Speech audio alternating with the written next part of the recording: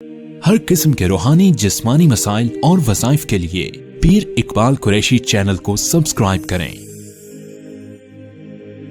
پیر اقبال قریشی۔ بسم اللہ الرحمن الرحیم۔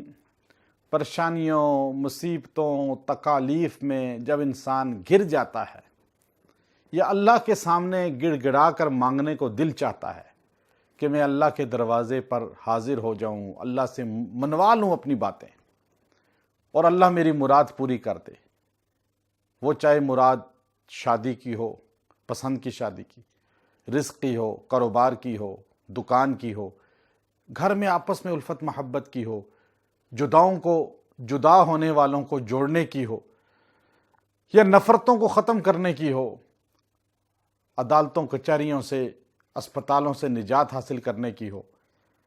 ہر مشکل کے لیے یہ خاص وظیفہ اس انسان کا عطا کردہ ہے جس کو دنیا شیر خدا کے نام سے جانتی اور پہچانتی ہے، جس کے بارے میں نبی صلی اللہ علیہ وسلم نے فرمایا انا مدینۃ العلم و علی بابوہا۔ علم نبوت کا شہر رسول اللہ ہیں تو اس کا دروازہ حضرت علی رضی اللہ تعالیٰ عنہ ہے۔ حضرت علی رضی اللہ تعالیٰ عنہ جامع الکلام تھے۔ اللہ نے آپ کو فصاحت اور بلاغت عطا فرمائی تھی اور آپ کو علم عطائی اور روحانیت کا سرچشمہ بنایا، اور آپ یہ ارشاد فرما رہے ہیں اور آپ سے یہ آگے مجرب عمل چلا کہ آپ فرمایا کرتے تھے اگر کوئی تکلیف پریشانی حد سے زیادہ آ جائے، اللہ سے مانگنا ہو، گڑ گڑانا ہو، تو اللہ کے سامنے تنہائی میں 2 رکعت صلاۃ حاجت پڑھو۔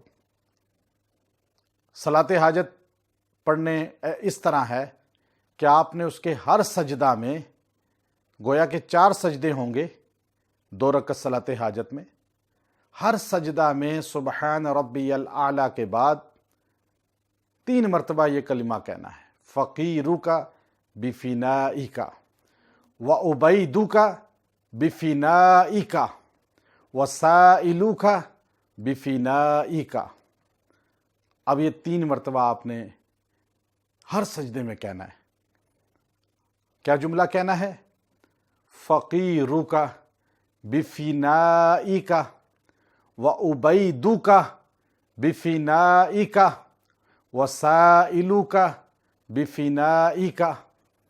فنا کہتے ہیں صحن خانہ، در، گویا کہ اللہ تیرے در پہ میں آ گیا، فقیر بن کر، تیرا بندہ بن کر، تیرا محتاج بن کر، تیرے آگے سوال لے کر، سائل بن کر۔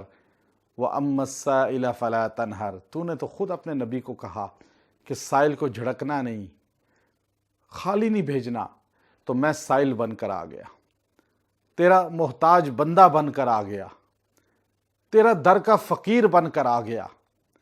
اب یہ عمل کرنے کے بعد سلام پھیر کے دعا کریں، اللہ سے مانگیں، دل کھول کے مانگیں، انشاءاللہ آپ کو محسوس ہوگا اسی لمحے دل کو سکون ملے گا، روح پرسکون ہو جائے گی، دماغ ٹھنڈا ہو جائے گا، اور ایسی سکینت طاری ہوگی گویا کہ آپ کی مراد پوری ہو گئی۔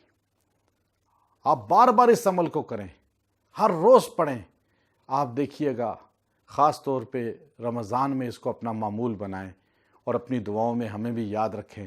وآخر دعوانا ان الحمد للہ رب العالمین۔